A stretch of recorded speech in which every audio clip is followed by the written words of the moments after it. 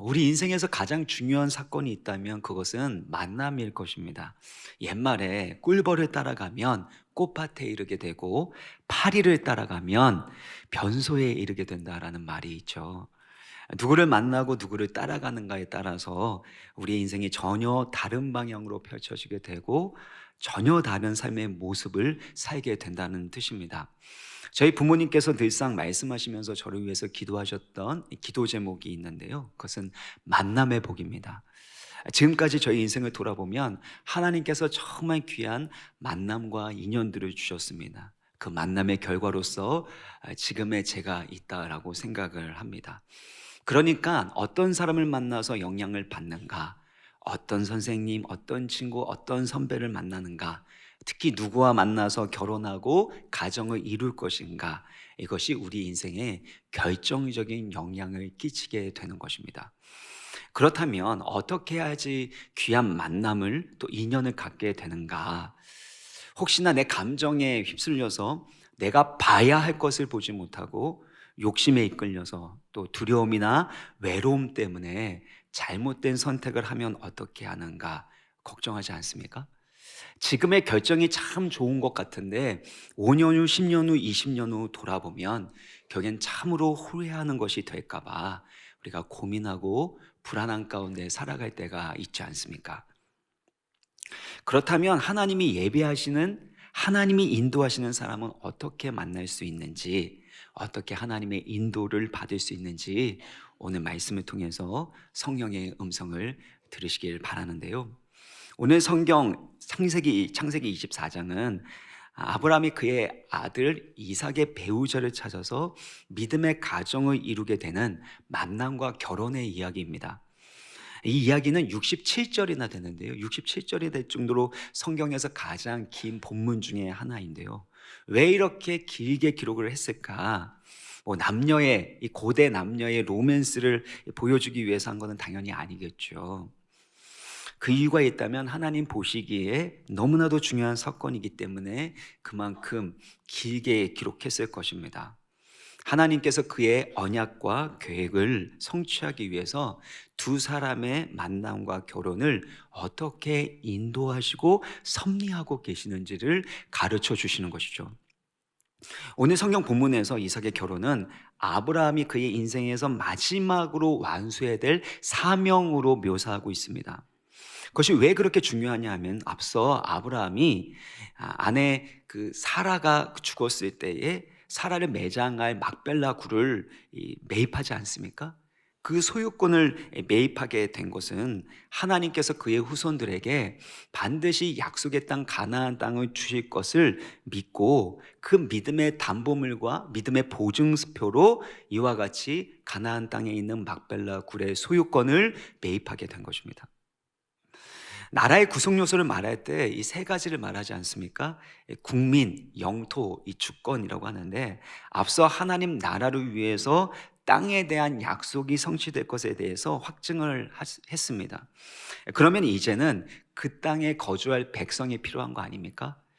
그래서 아브라함은 가나안 땅에 거주할 그 백성을 향한 하나님의 약속이 이루어질 수 있도록 이삭의 배우자를 찾고 가정을 이루게 하는 것입니다. 그러니까 아브라함이 이삭의 배우자를 찾는 데 있어서 다음과 같은 선명한 기준을 가지고 있는 것을 보게 되죠. 3절, 4절의 말씀 우리 같이 읽겠습니다. 시작. 내가 너에게 하늘의 하나님, 땅의 하나님이신 여호와를 가리켜 맹세하노니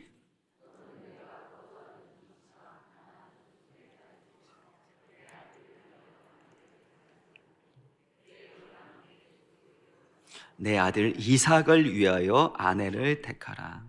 아브라함은 가나안 족속의 딸이 아니라 자기 고향과 친척 중에서 아내를 얻도록 간곡히 당부하고 있습니다.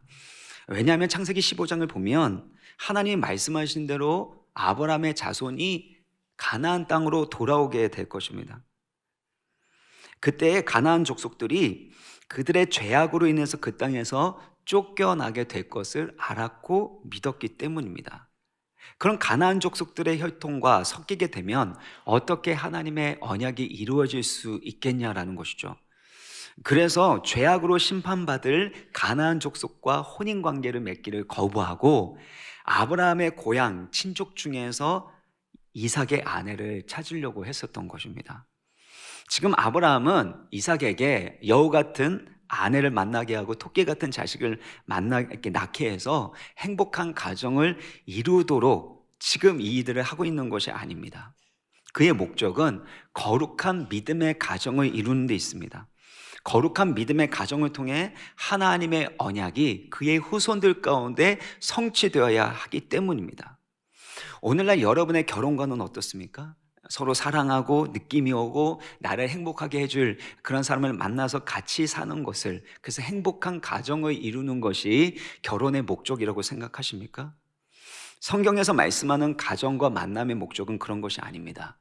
결혼의 목적은 하나님의 언약과 뜻을 이루는 거룩한 믿음의 가정을 이루는 데 있습니다. 언약의 계승, 믿음의 계승이 이루어질 수 있는 이삭의 가정이 되어야 한 것처럼 우리의 가정도 그러한 믿음의 가정이 되어야 한다는 것입니다. 또한 3절 4절을 보면은요, 내 아들을 위하여 라는 표현이 2번이나 반복되는데 나중에 7절에도 내 아들을 위하여 라고 말하고 있습니다.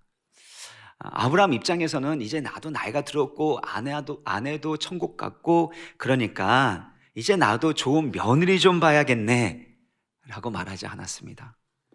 아브라함은 하나님의 뜻을 이루는 믿음의 가정을 이루는 동시에 이삭을 위한 배우자를 찾고 있었던 것이죠. 많은 분들이 이 자식의 그 결혼과 관련해서 좀 좋은 며느리, 좀 좋은 사위 얻었으면 하는 그 마음을 갖고 있습니다. 자녀를 위한다고 말하지만 여전히 자기중심적이고 인간적인 생각을 가지고 있지는 않은 것입니까? 어떤 분들은요, 좋은 며느리, 좋은 사위권을 얻으려고 하는 그 과정 가운데서 사랑만 있으면 조건은 중요하지 않다라고 말씀하세요. 근데 어떤 분들은 사랑이 밥 먹여주냐, 조건을 봐야 된다, 그렇게 얘기합니다. 왜 그런 말씀들을 하시는가, 이 얘기를 잘 들어보면은요, 사랑만 가지고 결혼한 분들은 막상 결혼해서 사랑 가지고만 살 수 없고 조건이 중요하다라는 것을 몸소 체험하고 깨닫게 되니까, 야, 사랑만 가지고 결혼하면 안 되는 거야, 조건이 중요한 거야 라고 얘기합니다. 또 어떤 분들은요, 사랑의 그 마음도 없었는데 이 부모님의 권유에 따라서 그냥 결혼을 했는데, 아니 조건은 너무 좋은데 마음은 그렇게 너무 외로운 거예요. 그래서 야, 조건과 환경이 중요한 게 아니야, 사랑하는 마음만 있으면 그럼 결혼해도 돼, 조건은 만들어가면 되는 거 아니냐, 이렇게 말씀을 하십니다. 나름대로 참고할 만한 그 삶의 연륜과 경험에서 나온 거 아닙니까? 하지만 문제는 인간 중심으로 자신의 경험에서 나온 것이라는 겁니다. 그러니까 우리가 따라야 할 하나님의 기준이라고 말할 수 없겠죠. 아브라함이 가진 믿음의 기준을 한번 보세요. 이삭의 행복도 물론 중요한 것이었겠지만 그보다 하나님의 언약이 성취되는 일, 믿음의 유산을 전수할 수 있는 믿음의 가정을 세우는 일이 최우선순위였습니다. 세상적인 조건이 아무리 좋아도 믿음이 다르면 어떻게 믿음의 언약을 이어갈 수 있겠습니까? 결혼이라는 건 단순하게 개인의 행복을 위해서 이루는 것이 아닙니다. 세상적인 조건이나 외모를 보고 내가 원하는 그 환경 가운데 살기 위해서 결혼하는 것이 아닙니다. 하나님의 말씀과 그 언약을 이루어가는 믿음의 가정, 거룩한 가정을 이루기 위해서 결혼하게 되는 거죠. 이와 같이 거룩한 가정, 믿음의 가정을 이루어 나가게 되어질 때 그때 행복은 선물로 주어지는 것이고 행복은 열매로 주어지는 것입니다. 여러분 생각해 보세요. 같은 마음, 같은 가치관, 같은 곳을 바라보지 않는다면 어떻게 사랑의 소통이 이루어질 수 있겠습니까? 고린도 후서 6장 14절 보면요, 너희는 믿지 않는 자와 멍에를 함께 매지 말라. 의와 불법이 어찌 함께하며 빛과 어둠이 어찌 사귀며 믿는 자와 믿지 아니하는 자가 어찌 상관하며. 서로 다른 가치관을 가지고 있습니다. 서로 다른 것을 보고 있습니다. 빛과 어둠이 같이 한다면 그것은 섞일 수가, 하나 될 수가 없는 거 아닙니까? 그래서 우리가 결혼하는 데 있어서 정말 중요하고 그 가정 가운데 필요한 것이 있다면 같은 곳을 바라보고 같은 생각을 할 수 있고 같은 가치관을 갖는 것이 참 중요합니다. 제가 청년들을 결혼하게 된 과정 가운데서 이 결혼 예비 학교를 하면 반드시 강조하는 것이 있는데, 대화를 많이 나눠야 된다. 하나님의 말씀 가운데 성령 안에 사랑 안에서 대화를 많이 나누다 보면, 그러면 각자가 가지고 있었던 가정의 문화와 가치관이 있지만 성경의 말씀 가운데 또 기도하는 것 가운데 함께 대화를 나누는 것 가운데 서로의 가치관이 점점 맞춰져 가게 된다라는 것이죠. 근데 그것이 되지 않으면 나중에는 하고 했는데 상대방은 어로 알아듣게 되고 더 이상 대화하고 싶은 마음이 생기지 않는 이들이 일어나는 이유는 무엇입니까? 상대방이 가지고 있는 가치관과 우선순위가 나와 다르기 때문인 것이죠. 그래서 가정을 이루는 데 있어서 정말 중요한 것은 믿음을 갖는 것이고, 믿음의 가치관 가운데 서로 대화하면서 하나님 나라의 비전을 향하여 달려갈 수 있어야 한다라는 것이죠. 지금 너무 마음이 끌려서 결혼은 하지만 나중에 그 가치관이 다르기 때문에 힘들고 어려운 그 결혼 생활을 하는 분들이 얼마나 많습니까? 물론 하나님의 은혜 가운데 배우자가 예수 믿게 되고 믿음의 가정으로 세워진 이들은 너무나도 귀한 일이지만, 그렇지만 결혼의 그 목적 자체는 성교에 있는 것이 아니라 바로 믿음의 가정을 통해 그 믿음이 계승되고 전수되는 데 있다라는 것입니다. 그런 측면에서 아브라함은 이삭을 위한 최고의 배우자, 믿음의 배우자를 찾기 위해서 집안의 모든 소유를 관리하고 있는 늙은 종을 부릅니다. 그의 이름이 성경에 나와 있지 않지만 대부분의 사람들이 엘리에셀로 추정하고 있습니다. 그에게 임무를 맡기게 되는데요, 그 임무를 맡기는 과정 가운데 아브라함이 가지고 있는 신앙의 원리와 기준을 발견할 수 있습니다. 세 가지인데요, 첫 번째는 하나님의 언약과 약속의 말씀을 처음부터 끝까지 붙드는 것입니다. 7절의 말씀 우리 같이 읽겠습니다. 시작. 하늘의 하나님 여호와께서 나를 내 아버지의 집과 내 고향의 땅에서 떠나게 하시고 내게 말씀하시며 내게 맹세하여 이르시기를 이 땅을 내 씨에게 주리라 하셨으니 그가 그 사자를 너보다 앞서 보내실지라 내가 거기서 내 아들을 위하여 아내를 택할지니라. 하늘의 하나님 여호와께서 아브라함에게 고향과 친척과 아버지의 집을 떠나라 라고 하시면서 약속의 말씀을 주셨죠. 또한 이 땅을 너의 씨 이삭에게 주겠다라고 그 약속하신 말씀을 붙들고서 말하고 있는 것입니다. 그러니까 아브라함은 첫 부르심부터 지금까지 하나님의 약속을 처음부터 끝까지 붙들고 의지하고 있는 것입니다. 두 번째는 하나님의 주권적 섭리를 신뢰하고 있습니다. 7절을 다시 한번 보시면 그가 그 사자를 너보다 앞서 보내실지라, 그러니까 하나님의 천사를 엘리에셀보다 앞서 보내셔서 모든 것을 예배하시고 인도하셔서 하나님의 뜻을 이루게 하실 거라는 것입니다. 이것을 뒤집어 말하면 하나님의 예배하심과 인도하심이 없으면 아무런 일이 되지 않는다라는 것입니다. 여호와 일에 하나님께서 앞서 행하시고 모든 것을 예비하시고 인도하고 계시는 하나님 주권적 섭리를 의지하고 신뢰하고 있는 것입니다. 세 번째는요, 인간의 선택과 책임을 존중하고 인정하고 존중하고 있습니다. 8절을 보면요, 만일 그 여자가 너를 따라오려고 하지 아니하면 나의 이 맹세가 너와는 상관이 없나니 오직 내 아들을 데리고 그리로 가지 말지니라. 그러니까 하나님께서 앞서 행하시고 모든 것을 예배하시고 인도하시지만 만일 그 여인이 가나안 땅으로 오기를 거부하게 된다면 그 사람의 선택을 존중하라는 겁니다. 강제적으로 억지로 하지 말라는 것이죠. 동시에 그가 반드시 지켜야 될 원칙이 있는데 아들 이삭은 약속의 땅을 떠나서는 안 된다라는 것입니다. 이것이 무슨 뜻이냐면 하나님을 전적으로 의지하지만 하나님의 영역과 인간의 영역, 하나님의 책임과 나의 책임을 혼동하지 말고 분별하는 지혜를 가져야 한다는 것입니다. 내가 순종해야 될 그 영역은 최선을 다해서 하지만 그 결과, 내가 최선을 다한 그 결과는 나에게 속한 것이 아니라 하나님께 속한 것임을 인정하라는 것입니다. 뿐만 아니라 상대방이 어떤 일에 대해서 선택하고 책임지는 그 일들도 결국엔 나의 책임의 영역이 아니라 상대방이 선택하고 책임지는 영역이라는 것을 인정하라는 것입니다.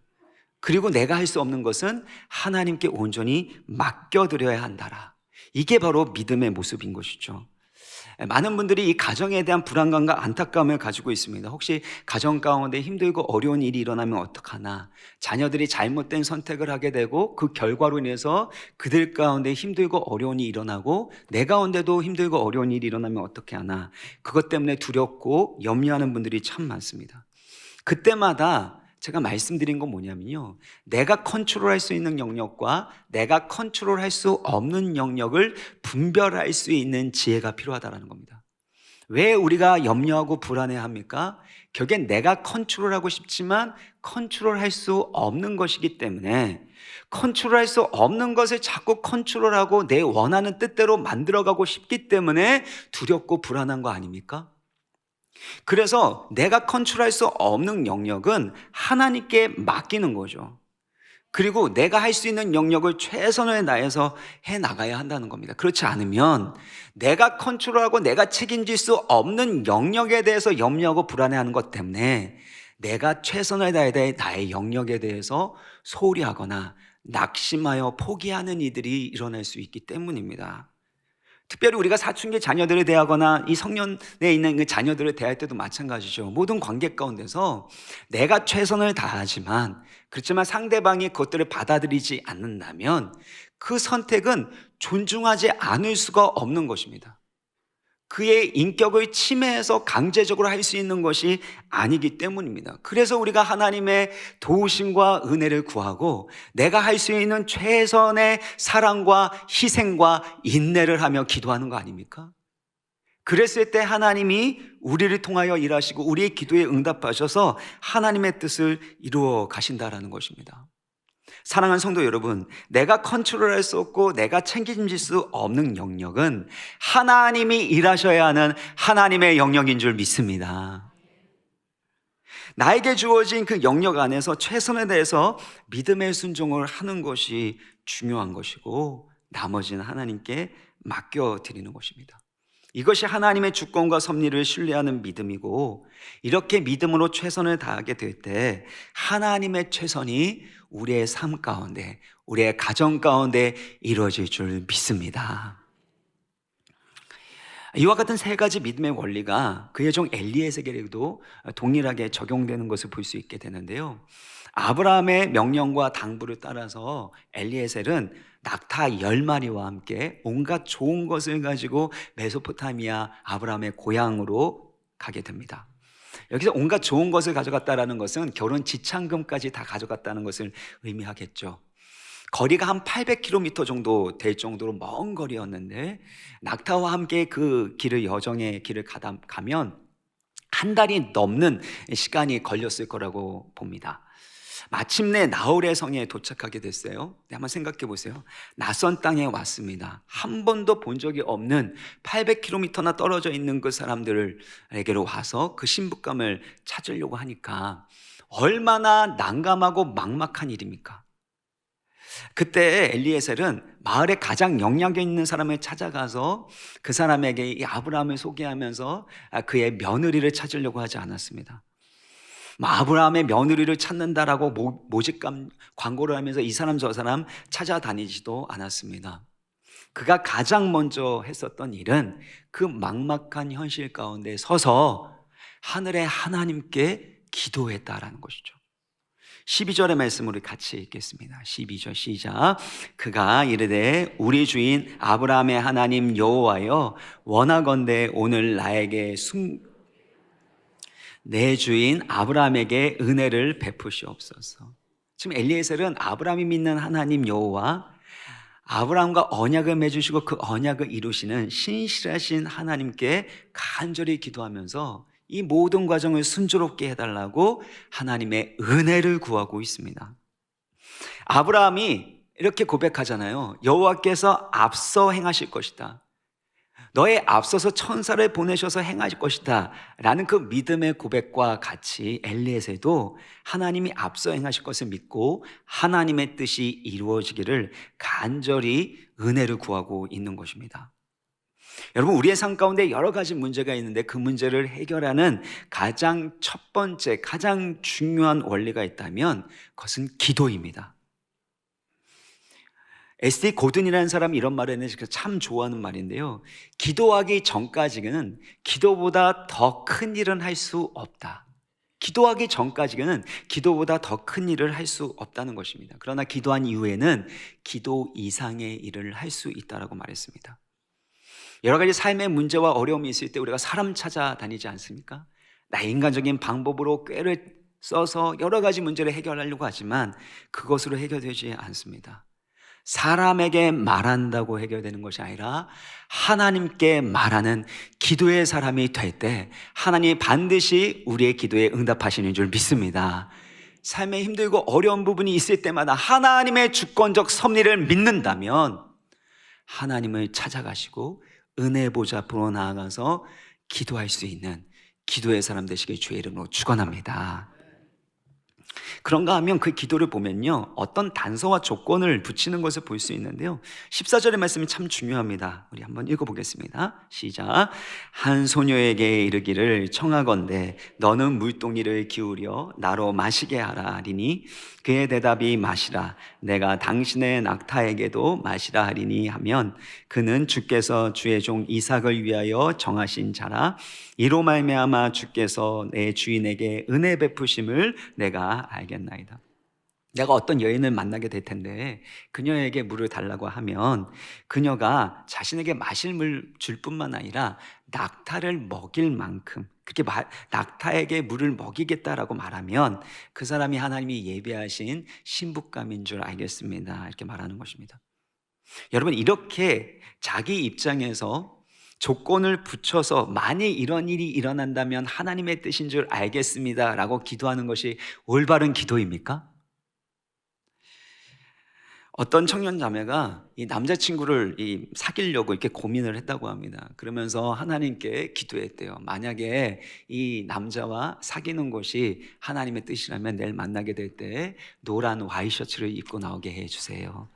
그렇게 기도했더니 정말로 신기하게도 그 남자애가 이 노란 셔츠를 입고 왔다라는 겁니다. 그래서 하나님이 사귀라는 거구나 하고 그렇게 사귀었는데 얼마 되지 않아서 깨지고 상처받고 마음이 상한 상태로 저에게 온 겁니다. 목사님, 그때 하나님이 저에게 응답하신 것이 맞습니까? 그러면서 막 따지더라고요. 그래서 제가 그렇게 얘기를 했습니다. 그 남자애가 노란 와이셔츠를 좋아했나 보지 뭐. 그리고 한번 생각해 보자.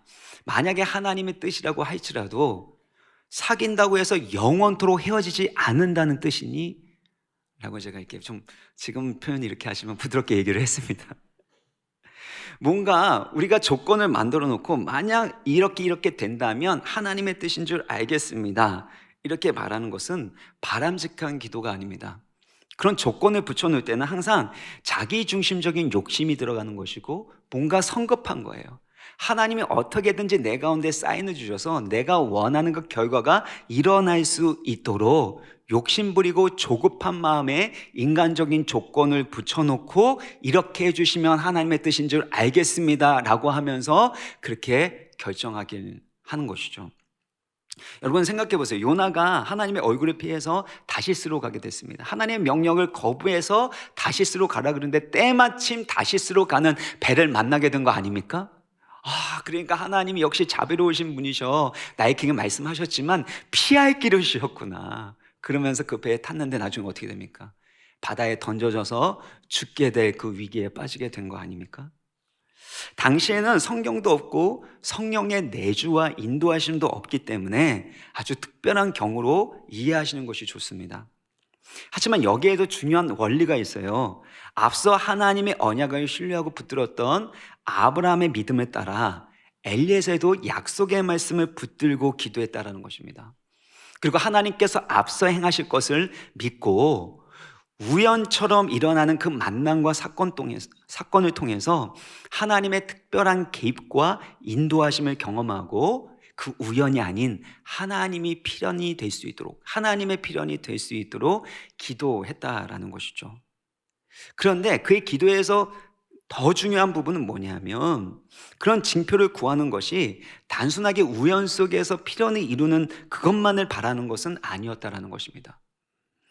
이삭의 아내로서 이런 사람이었으면 좋겠다, 이런 성품과 삶의 태도를 가진 여인을 만났으면 좋겠다라는 신부감에 이삭의 아내에 대한 선명한 기준을 가지고 있었던 겁니다.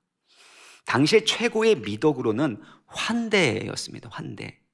그래서 아브라함도 나그네를 환대하는 그 과정 가운데서 하나님과 천사를 환대하고 대접하는 일을 하지 않았습니까? 나그네에 대한 그 환대, 이것이 아브라함의 믿음을 보여줬던 것처럼 나그네를 환대하는 리브가의 그 모습은 그녀의 믿음을 보여주는 것입니다. 낙타에게 물을 주겠다라는 것은 사실 엄청난 환대라고 말할 수 있는 것이죠. 동시에 그녀의 성품과 삶의 지혜와 태도를 보여주는 것이기도 합니다. 이 광야 여행을 이렇게 가게 될 때 낙타는 반드시 필요한 진귀한 가축이었습니다. 먼 길을 오게 되는데 낙타가 얼마나 중요한 존재인지 리브가는 알고 있었고, 그래서 나그네의 안전과 그 안전한 여정을 위해서 낙타까지 물을 마실 그런 생각을 했던 것이죠. 참으로 지혜로운 모습 아닙니까? 또한 낙타는요, 한 번에 100리터까지 마실 수 있는데 낙타가 10마리예요. 그러면 몇 리터입니까? 1000리터, 1톤의 그 물을 마시게 할 만큼 사실 나그네를 섬기는 데 있어서 굳은 일, 너무나도 힘든 일을 몸소하고 있다는 것입니다. 그녀가 얼마나 친절한 사람이고 얼마나 건강한 몸과 마음을 가지고 있고 부지런한 여인인지를 잘 보여주는 것이죠. 사랑하는 여러분, 엘리에셀이 한 달이 넘는 시간을 그렇게 여행하면서 걸었을 겁니다. 걸으면서 무슨 생각을 했을까요? 하나님이 예비하신 이삭의 배우자는 어떤 모습일까? 어떤 성품을 갖고 어떤 믿음을 가져야 할까? 이런 것을 수없이 생각하고 기도하지 않았겠습니까? 그렇게 기도하고 생각한 그 결과 이삭의 아내는 이와 같이 환대와 친절이 몸소 배어있는 따뜻한 마음을 갖고 있고 지혜롭고 성실한 성품을 가진 여성이어야 한다라는 결론에 이르게 된 것입니다. 얼마나 부유한 집의 여성인지, 얼마나 높은 집안의 자제인지, 또 외모가 얼마나 출중하고 잘생기고 예뻤는지 그것에 초점을 맞추고 있지 않습니다. 그런 것들은 세상의 조건들일 뿐 하나님의 언약을 이루는 복된 가정을 이루는 데 있어서는 필수 조건은 아니기 때문입니다. 엘리에셀과 아브라함의 우선순위는 믿음의 성품을 가지고 있는 사람, 신앙 인격이 성숙한 사람을 이삭의 아내로 삼으려고 했었던 것이죠.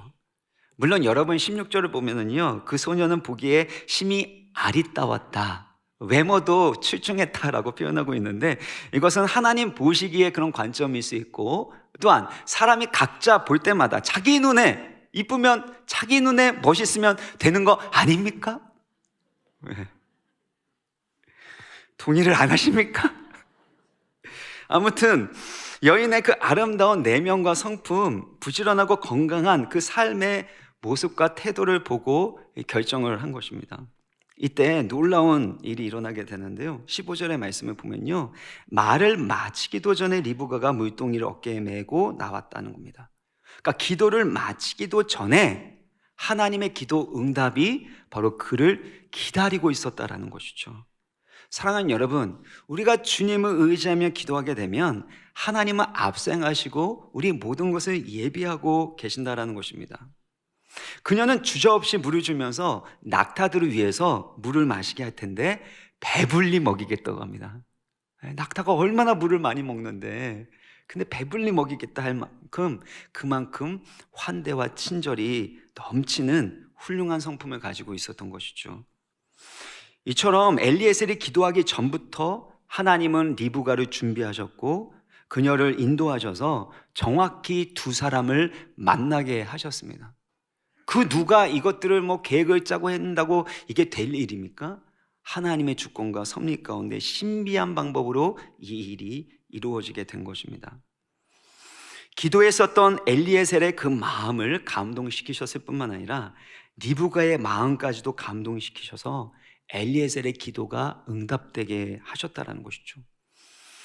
잠언 21장 1절을 보면 왕의 마음이 여호와의 손에 있음이 마치 보의 물과 같아서 그가 임의로 인도하시니라.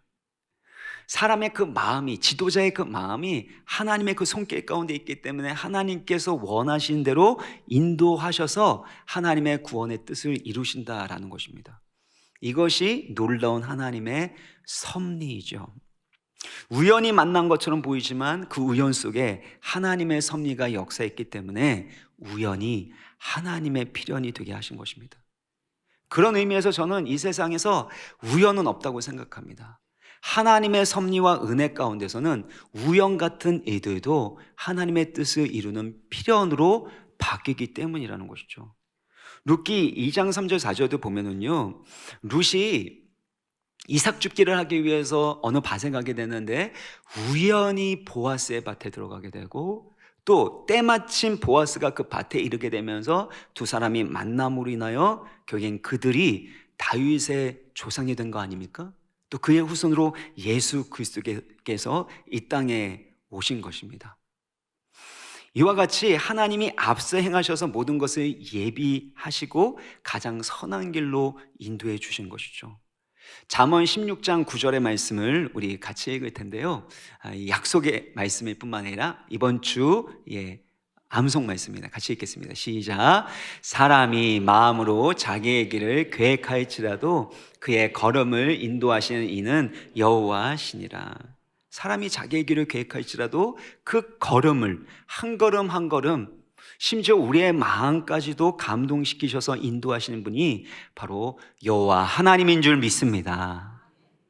존 파이퍼가 했었던 이 말을 전 참 좋아하는데요, 하나님은 당신의 삶 속에서 1만 가지의 일을 행하신다. 그러니까 온갖 만 가지의 그 일들을 하나님이 우리의 삶 가운데 행하시는데, 그러나 당신은 그 중에 3-4가지만 인식할 뿐이다 라고 말합니다. 우리 인생 가운데 하나님의 섭리와 주권 가운데서 하나님이 어떤 일을 하고 계시는지 우리는 다 알 수 없지만 결국에는 그 우연처럼 보이는 일들까지도 사용하셔서 하나님이 선으로 바꾸실 뿐만 아니라 하나님의 아름다운 높고 선하신 뜻을 이루어 주신다라는 것입니다. 그러므로 이런 하나님의 섭리를 믿는 자로서 짧게 2가지를 적용하겠습니다. 첫 번째는 약속의 말씀을 이루시는 하나님의 섭리를 신뢰함으로 기도하는 것입니다. 엘리에셀이 기도를 마치기도 전에 리브가가 물동이를 어깨에 메고 나오게 되는 것을 보게 된 거 아닙니까? 이사야서 65장 24절 말씀 같이 읽겠습니다. 시작. 그들이 부르기 전에 내가 응답하겠고 그들이 말을 마치기 전에 내가 들을 것이며. 그러니까 하나님은 항상 우리보다 앞서 일하신다라는 것이죠. 아브라함의 그 고백처럼요. 때로는 하나님이 우리의 기도에 침묵하시는 것 같고 하나님께 간절히 기도했었던 우리의 기도가 더디 응답되는 것 같지만 하나님은 그의 언약을 따라 반드시 우리의 기도에 응답하시는 신실하신 하나님인 줄 믿으시길 바랍니다. 그 신실하신 하나님의 섭리를 믿을 때 우리는 기도하는 겁니다. 그러면 기도하기 전에 하나님께서 응답하시고 그 말을 마치기 전에 우리의 기도에 응답하시는 그 하나님의 섭리와 은혜를 경험할 수 있게 되는 것입니다. 그러면 여러분 삶에 여러 가지 문제가 있습니까? 기도하셔야 됩니다. 앞서 말씀드린 것처럼 SD 고든이 말한 것처럼 기도하기 전에는 기도보다 더 큰 일을 할 수 없습니다. 기도할 때 하나님이 일하시기 때문이고, 그리고 기도한 다음에는 기도 이상의 일, 하나님의 말씀에 순종하는 그 일들을 행할 수 있게 되는 것입니다. 2번째는요, 믿음의 최선을 다하는 것입니다.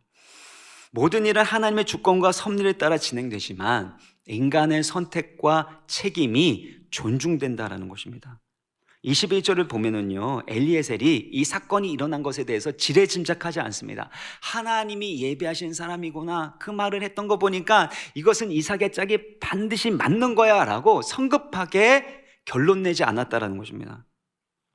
묵묵히 그녀를 주목했고 여호와께서 과연 평탄한 길을 주시는지를 살펴보고자 했다라는 것이죠. 이런 신중함이 필요하다라는 겁니다. 우리는 쉽게 하나님의 응답에 대해서 결론 내릴 때가 있지 않습니까? 하지만 상대방의 선택과 결정이 필요한 것입니다.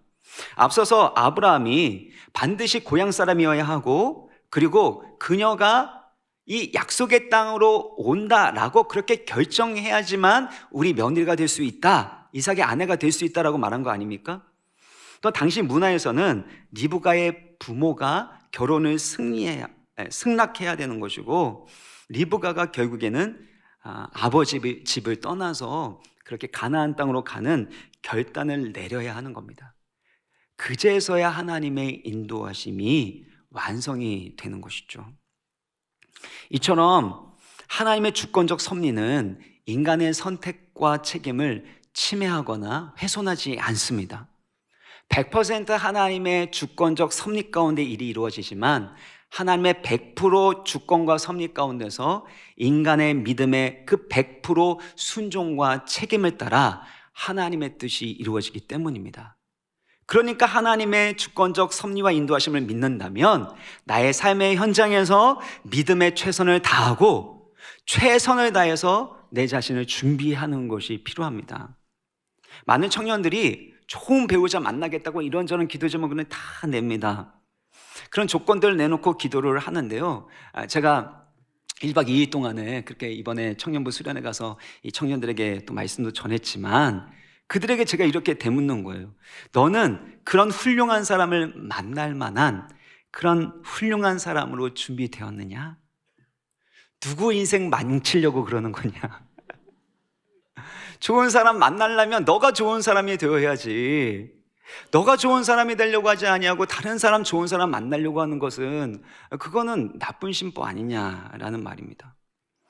리브가는 좋은 신랑을 만나려고 완장님을 기다리듯이 집안에서 거울을 보면서 화장하면서 그렇게 막연하게 기다리지 않았습니다. 우물가라는 삶의 현장에 나아가서 묵묵히 자기에게 주어진 이들을 최선을 다하게 되죠. 낯선 나그네를 환대합니다. 친절을 베푸는 성숙한 성품으로 준비되어 있었습니다. 자신에게 주어진 사소로운 만남이지만 그 만남 가운데서 오히려 그 나그네의 필요를 볼 수 있고, 또 나그네 여정에서 가장 중요한 낙타에게 물을 먹일 만큼 지혜와 배려를 가지고 있는 여인으로 준비되었던 것입니다. 무엇보다도 58절을 보면요, 리브가가 아버지의 집과 고향을 떠나 가나안 땅으로 가겠다라고 선언하고 있습니다.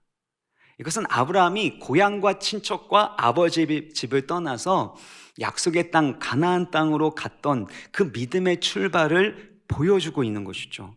다시 말해서 리브가는 믿음으로 약속의 땅으로 나아가는 제2의 아브라함이라고 부를 수 있는 것입니다.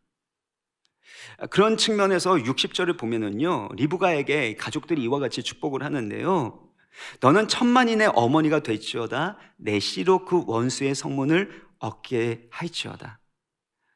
이것은 아브라함이 이 모리아산에서 이삭을 하나님께 번제물로 올려드렸을 때, 그때 하나님께서 약속하셨던 그 약속의 재현입니다. 아브라함에게 약속하셨던 그 말씀과 축복이 리브가에게 재현되고 있는 것이죠. 그러니까 아브라함의 믿음과 언약을 계승하는 이삭에게 딱 맞는 믿음의 여인으로 준비되었던 것이고, 그 여인이 시집 오게 되었던 것이죠. 이와 같이 하나님의 인도는 어느 날 갑자기 기적적으로 주어지는 것이 아닙니다. 대부분 매일의 일상에서 반복되는 우물의 현장에서 살아가고 있을 때 하나님의 인도하심을 경험하게 되는 거죠. 그래서 지금 여러분의 그 삶의 모습이, 여러분의 그 준비되고 있는 그 모습이 여러분의 미래와 만남의 예고편이 되는 것입니다. 그러므로 하나님 우리 가운데 만 가지 일을 행하시지만 우리는 서너 가지밖에 알지 못하는 상황이라고 할지라도 매일매일의 삶 가운데서 하나님의 약속의 말씀을 신뢰하고 하나님의 섭리를 붙들고 믿음으로 최선을 다해 살아가야 하는 것이죠. 말씀을 마무리 짓겠습니다. 이삭과 리브가의 혼인은 두 사람이 잘 만나서 그냥 가정을 이루게 되었다라는 수준이 아닙니다. 그의 후손으로 하나님의 아들 예수 그리스도께서 이 땅에 오시기 위해서 준비하고 있는 과정을 묘사하고 있습니다. 이것은 예수 그리스도의 구원 사역을 미리 보여주는 예표이기도 한데요, 아브라함과 리브가가 하나님의 약속을 따라 이 고향과 아버지의 집을 떠났던 것처럼 하나님의 아들 예수 그리스도께서 우리를 사랑하셔서 우리를 구원하시고 우리를 하나님의 신부로 삼기 위하여 하늘의 보좌를 떠나시고 가장 낮은 이 땅에 오신 사건을 보여주는 것입니다. 지금 하나님이 이 모든 사건을 통해 예수 그리스도를 통한 하나님의 구원을 준비하셨고 지금도 그 구원을 우리 가운데 이루어가고 계심을 말씀하십니다. 여호와 이레의 하나님께서 지금까지 여러분의 그 모든 삶을 인도하셨고 준비하셨던 것처럼 앞으로도 앞서 행하여 주셔서 모든 삶을 준비하시고 인도하셔서 하나님의 아름다운 구원이 여러분의 삶과 가정 가운데 이루어지기를 주 예수 그리스도의 이름으로 축원합니다. 같이 나의 가는 길 주님 인도하시네. 그는 보이지 않아도 날 위해 일하시네. 나의 가는 길, 나의 가는 길 주님 인도하시네. 그는 보이지 않아도 날 위해 일하시네. 주 나의 인도자 항상 함께 하시네. 사랑과 힘 베푸시며 인도하시네.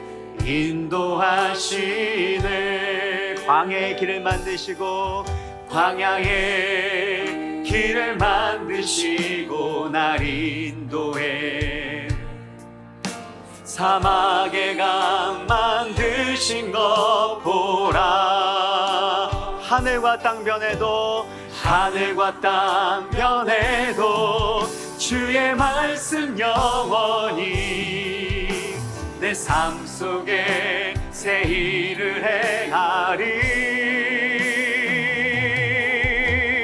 나의 가는 길 주님 인도하시네. 그는 보이지 않아도 날 위해 일하시네. 주 나의 인도자 항상 함께 하시네. 사랑과 힘 베푸시며 인도하시네. 인도하시네. 다시 한번 이 찬양할 때는요, 영원하신 하나님 말씀을 신뢰하고 그 주권적 섭리를 의지함으로 우리 다 같이 일어나서 나의 가는 길 한 번 더 찬양하도록 하겠습니다. 나의 가는 길, 나의 가는 길 주님 인도하시. 그는 보이지 않아도 그는 보이지 않아 날 위해 일하시네. 날 위해 일하시네. 주 나의 인도자 항상 함께 하시네. 사랑과 힘 베푸시며